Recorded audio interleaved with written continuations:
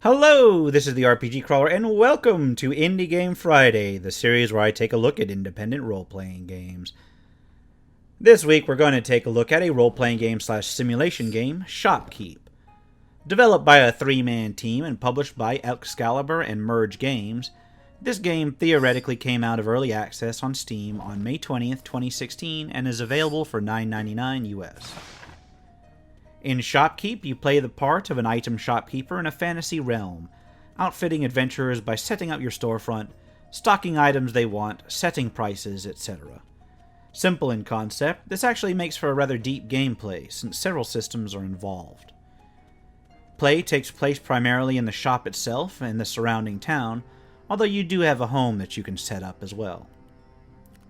The basic gameplay cycle is split into days of 4 phases each.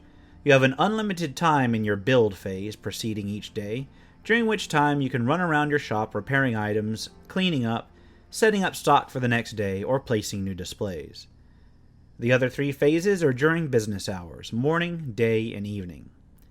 Each of these 3 phases is timed, with a timer ticking slowly down from the 5-minute mark. During the business hours, you can order new stock and place it on shelves, do repairs and cleaning, but you cannot place new display cases. You can, however, interact with customers by approaching them and talking to them. During this interaction, you can look at what equipment they have, what they might be seeking, and can sell to them directly at a markup independent from your main shop's markup, but I'll talk about that more later. Ordering and stocking items is somewhat straightforward. You place orders through the order screen, and then, after a set timer, they appear in the back room of your shop. Once there, you can grab them and place them on your displays out front, with each display accepting a different item size or item type. This part can be a pain because of a number of issues. First, you have very few displays unlocked at first, and more display types have to be unlocked by spending K points, which are also used for skills. Also, sometimes placing an item in the display can be a little fiddly.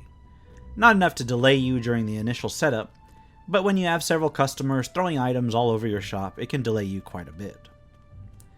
Routine shop maintenance is necessary. Besides picking up the items people scatter around and restocking them, you're expected to sweep up the dirt they track in and repair your display cases, which is a constant battle. Letting any of this go too far can result in your customers being displeased with your shop and refusing to buy. Customers will wander around town and will occasionally wander into your shop proper.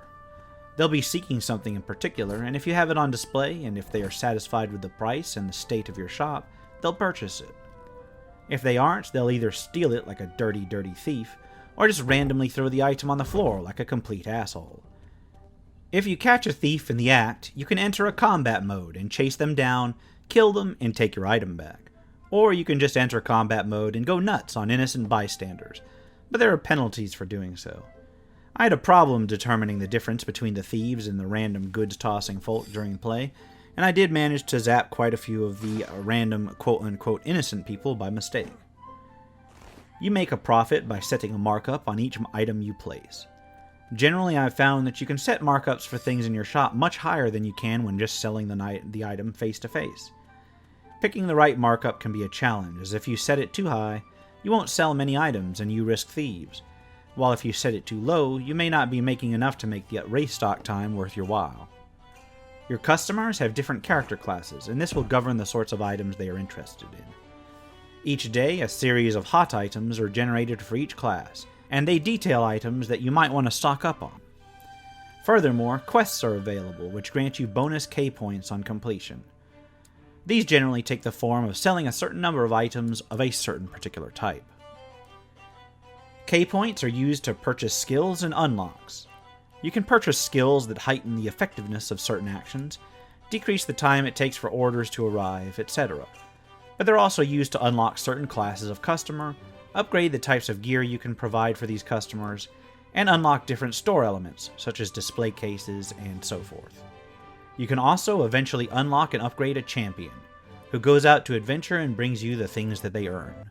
There are a number of elements which I didn't get to try out in the game. Trash cans are scattered throughout the city, and if you need a quick item to sell, you can scrounge through them. The trash regenerates randomly during the passing of time.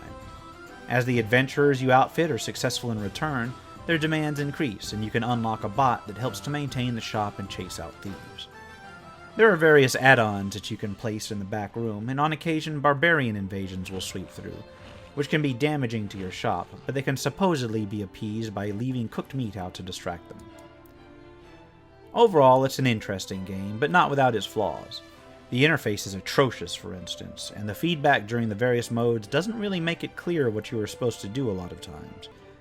The pacing is really variable as well, with some sections being agonizingly slow, while the midday rush can be almost too much to keep up with.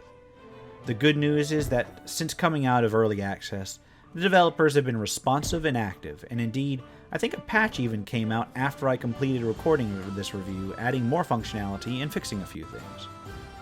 This game was recommended to me by a friend who knew I liked the game Racketeer, an item shop's tale, which has a similar, but honestly far better developed premise. I really wanted to like this game more than I did. I'm not sure that I recommend it at the price listed just at the moment, unless you really like item shop style games. But since the developers are so proactive, I feel like it won't have long to go before it is indeed worth the price. I look forward to that day and will keep this on my watch list. It's certainly better than similar games I've seen pop up in RPG Maker and the like. As always, I'll put a link in the description below for those who want to check it out. This has been the RPG Crawler with Indie Game Friday. If you like what you've seen, remember to like, leave a comment if you have feedback, and subscribe for more RPG content. Until next time, take care and goodbye.